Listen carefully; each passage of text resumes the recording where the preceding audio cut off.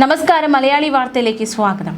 വരും മണിക്കൂറുകളിൽ പാലക്കാട്, മലപ്പുറം, കോഴിക്കോട്, വയനാട് ജില്ലകളിൽ ഒറ്റപ്പെട്ടയിടങ്ങളിൽ നേരിയ മഴയ്ക്ക് സാധ്യതയുണ്ടെന്ന് കേന്ദ്ര കാലാവസ്ഥാ വകുപ്പിന്റെ മുന്നറിയിപ്പ്. കേരളത്തിൽ കഴിഞ്ഞ 24 മണിക്കൂറിൽ രേഖപ്പെടുത്തപ്പെട്ട ഉയർന്ന അൾട്രാവയലറ്റ് സൂചിക കൂടി നോക്കാം.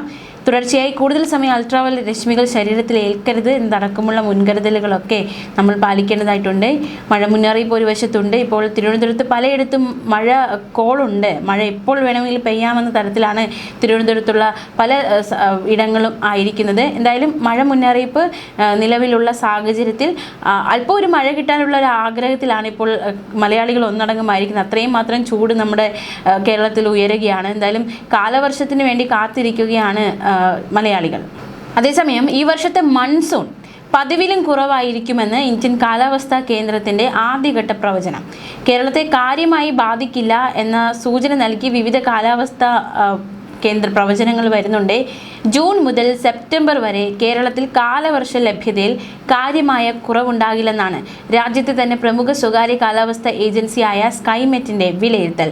പശ്ചിമഘട്ടത്തോട് ചേർന്ന് കിടക്കുന്ന കേരളത്തിലും കർണാടകത്തിലും കാലവർഷത്തിന് ആദ്യഘട്ടം മോശമാകില്ല. കേരളത്തിലെ തീരദേശ ജില്ലകളിലും മഴയുടെ അളവ് കുറയില്ല. European centre for medium weather ഫോർകാസ്റ്റിന്റെ നിലവിൽ ലഭ്യമായ പ്രവചന മാതൃക പ്രകാരവും സംസ്ഥാനത്തെ പല തീരദേശ ജില്ലകളിലും പതിവുപോലെ ശക്തമായ കാലവർഷം പെയ്തിറങ്ങും. എന്നാൽ മുംബൈയിൽ ഉൾപ്പെടെ മറ്റ് സംസ്ഥാനങ്ങളിൽ മഴയുടെ അളവ് കുറയാനും വിതരണക്രമം താളം തെറ്റാനും സാധ്യതയുണ്ടെന്ന മുന്നറിയിപ്പ് കൂടി വന്നിട്ടുണ്ട്. പസഫിക് സമുദ്ര താപനിലയുമായി ബന്ധപ്പെട്ട എൽനിനോ പ്രതിഭാസം അത് ഓഗസ്റ്റ് മാസത്തോടെ വരാനാണ് സാധ്യത. അത് വന്നു കഴിഞ്ഞാൽ ഇത് മഴയുടെ ശക്തിയും തോതും കുറയ്ക്കും. എൽനിനോ പ്രതിഭാസം അത് മഴയുടെ ശക്തി കുറയ്ക്കും. പക്ഷേ ബംഗാൾ ഉൾക്കടലിലെയും അറബിക്കടലിലെയും സമുദ്ര താപനില മാറി മറിയുന്നത് കാരണമുണ്ടാകുന്ന ഇന്ത്യൻ ഓഷ്യൻ ഡൈപോൾ എന്ന സമുദ്ര താപന ദ്വന്ദ്വ പ്രതിഭാസം അത് നീരാവിയായി ഇന്ത്യൻ മൺസൂണിന്റെ രക്ഷയ്ക്ക് അല്ലെങ്കിൽ ഇന്ത്യൻ മൺസൂണിനെ സ്വാധീനിക്കുമെന്നാണ് IMDയുടെ ഒരു പ്രതീക്ഷ. എന്തായാലും അത്തരത്തിലൊരു പ്രതീക്ഷ കൂടി മുന്നിൽ വയ്ക്കുന്നുണ്ട്. മാസത്തിൽ ഒരിക്കലെത്തുന്ന ആഗോള മഴപ്പാത്തി അനുകൂലമായാലും ശക്തമായ മഴ പെയ്യുമെന്ന് തന്നെയാണ് അധികൃതരുടെ പ്രവചനം. ഇത് കേരളത്തിന് മുകളിലൂടെ മൺസൂൺ കാലത്ത് കടന്നു പോകുമെന്ന് തന്നെയാണ് പ്രതീക്ഷിക്കുന്നത്. 2015 ശേഷം ഇതാദ്യമായാണ് കാലാവസ്ഥാ വിഭാഗം മൺസൂൺ തോത് കുറയുമെന്ന പ്രവചനം നടത്തിയിരിക്കുന്നതെന്നതും ഏറ്റവും ശ്രദ്ധേയമായി മാറുകയാണ്. 1960 ശേഷം 16 തവണ എൽനിനോ പ്രത്യക്ഷമായതിൽ 9 തവണ രാജ്യം കടുത്ത വരൾച്ച നേരിട്ടു. 2002, 2009, 2015 എന്നീ വർഷങ്ങളായിരുന്നു ഏറ്റവും രൂക്ഷമായത്. യുദ്ധ സാഹചര്യം മൂലം രാസവളങ്ങളുടെ വരവ് കുറഞ്ഞു. ഇതോടെ മഴ കുറഞ്ഞ് വരൾച്ചാ സാഹചര്യവും സംജാതമായി. മാത്രമല്ല രാജ്യത്തിൻ്റെ കാർഷിക സമ്പദ്ഘടനയ്ക്ക് ഇത് വലിയ രീതിയിൽ തിരിച്ചടിയായി എന്ന ഒരു വിലയിരുത്തൽ കൂടി വിദഗ്ധരുടെ ഭാഗത്തു നിന്നും ഉണ്ടാകുന്നുണ്ട്. മാത്രമല്ല മഴ കുറയുകയാണെങ്കിൽ അത് വലിയ രീതിയിലുള്ള തിരിച്ചടിയാകാനുള്ള സാധ്യതയുണ്ട്. രാജ്യത്തെ ഇത്തവണത്തെ കാലവർഷം സാധാരണയിൽ കുറയാൻ സാധ്യതയെന്ന കേന്ദ്ര കാലാവസ്ഥാ വകുപ്പിൻ്റെ ആദ്യഘട്ട പ്രവചനം തെല്ലും ആശങ്കയോടെ തന്നെയാണ് ഇന്ത്യ നോക്കുന്നത്. ഏപ്രിൽ മുതൽ ജൂൺ വരെ സാധാരണ നില തുടരുമെന്നും അതിനുശേഷം മൺസൂൺ കാലയളവിൽ എൽനിനോ സാഹചര്യം ഉണ്ടാകാൻ സാധ്യതയുണ്ടെന്നും കാലാവസ്ഥാ വകുപ്പ് വ്യക്തമാക്കി.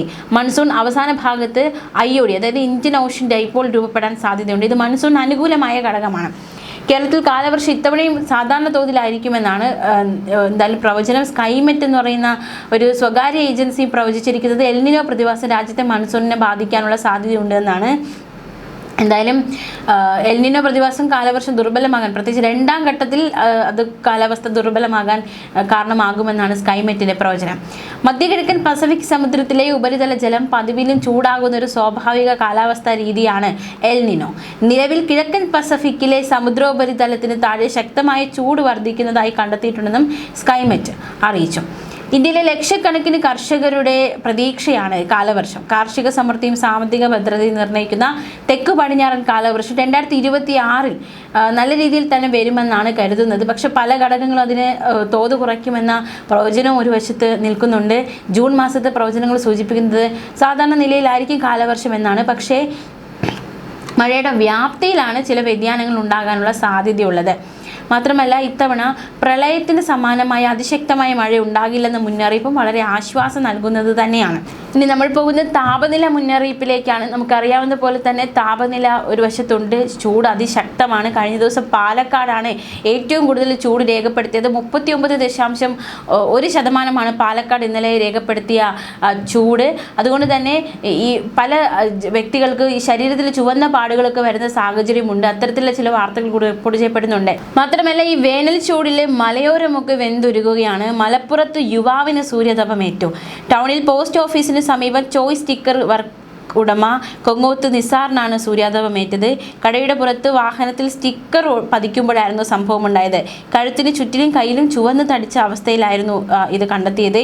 അസഹ്യമായ നീറ്റലുണ്ടായി. നിസാർ സ്വകാര്യ മേഖലയിൽ ചികിത്സ തേടി. പിന്നാലെയാണ് സൂര്യാതപമാണെന്ന് മനസ്സിലാക്കാൻ സാധിച്ചത്. മേഖലയിൽ കഴിഞ്ഞ 4 ദിവസങ്ങളായി 4 പേർക്ക് സൂര്യാതപമേൽക്കുന്ന സാഹചര്യമുണ്ടായി.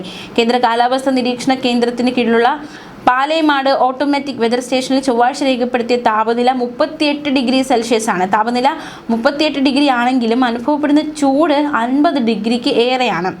ഉച്ചസമയങ്ങളിൽ പുറത്തിറങ്ങാനാവാത്ത വിധം ചൂട് കഠിനമായി കൊണ്ടിരിക്കുന്നു. കൊടിയ ചൂടിൽ വാഴത്തോട്ടങ്ങളിൽ വാഴകൾ നിലംപതിക്കുന്നു, കൃഷിനാശം ഉണ്ടാകുന്നു, സൂര്യാതപം ഏൽക്കുന്നു, മുറിവ് പറ്റുന്നു, ജലസേചന സൗകര്യം കുറഞ്ഞു. ഇതോടെ കാർഷിക വിളകളും വാടിത്തുടങ്ങുന്ന അവസ്ഥയാണ്.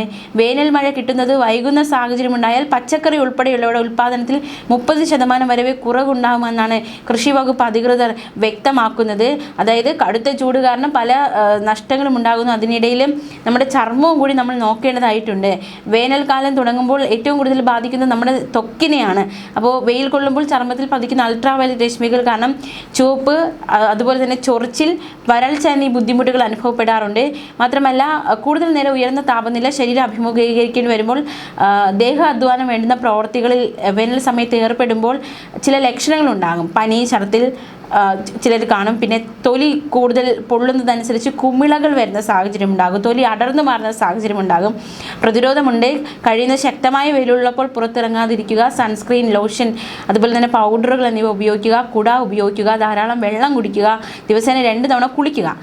ഇതൊക്കെയാണ് പ്രതിരോധ മാർഗങ്ങൾ. അപ്പോൾ സൂര്യാഘാതം ഉണ്ടാകാനുള്ള സാധ്യതയുണ്ട്. പലർക്കും അത് ഏറ്റു തുടങ്ങിയിട്ടുണ്ട്. പ്രത്യേകിച്ച് പാലക്കാടുള്ളവർ അതീവ ജാഗ്രതയോടെ ആയിരിക്കുക. ന്യൂസ് ഡെസ്ക് മലയാളി വാർത്ത.